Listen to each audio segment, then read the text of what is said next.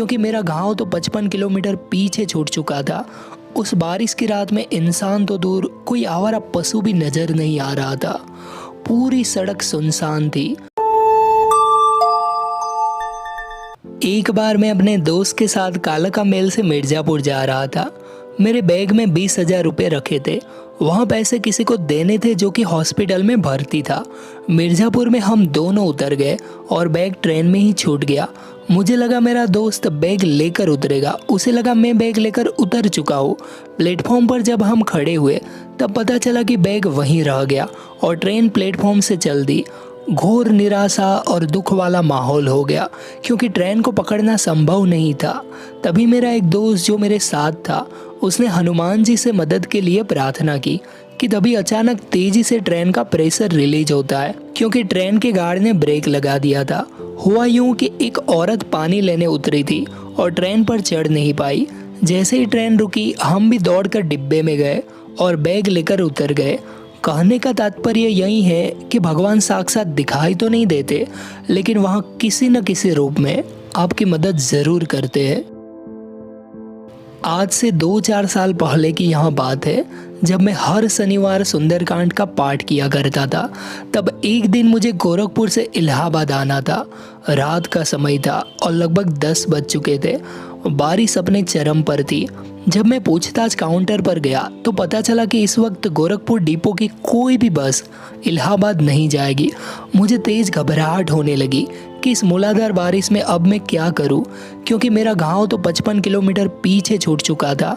उस बारिश की रात में इंसान तो दूर, कोई आवारा पशु भी नजर नहीं आ रहा था। पूरी सड़क सुनसान थी। अचानक कहीं से एक बूढ़ा व्यक्ति आया। वो किस दिशा से आया ये मैं जान नहीं सका क्योंकि लाइट कटी हुई थी। उसने सिर्फ इतना ही कहा कि चिंता मत करो, जौनपुर डिपो की बस 5 मिनट में आएगी और वो यहाँ से सीधे इलाहाबाद जाएगी। यहाँ बोलते हुए वो व्यक्ति मेरे पीछे से निकल गया, पर मैं उसे देखता रहा। तब मैंने देखा कि वह बूढ़ा व्यक्ति मेरी आंखों के सामने दूर कहीं अदृश्य हो गया और फिर 5 ही मिनट्स में सचमुच में जौनपुर डिपो की बस आई। वो बूढ़ा व्यक्ति मेरे लिए मानो साक्षात हनुमान जी के रूप में आया। जब मैं 12वीं की परीक्षा देने अपने 4 दोस्तों के साथ बिहार के एक छोटे से शहर में गया, तब हम लोगों ने वहाँ किराए पे एक छोटा सा कमरा एक ब्रोकर के जरिए ले रखा था, इसलिए हम रात में वहाँ पहुँचे। पहली रात तो बातचीत करते हुए बीत गई और दूसरा पूरा दिन परीक्षा में चला गया। उस रात को हम लोग लगभग 11 बजे सो गए। मुझे नींद ही नहीं आ रही थी, इसलिए मैं ईयरफोन पे गाने सुन रहा था। गाने की धुन में पता ही नहीं चला कब नींद आ गई। करीब 2 बजे मैं बाथरूम के लिए उठा, पर हमारा कमरा बाहर की तरफ होने की वजह से हमें बाथरूम बाहर ही जाना था।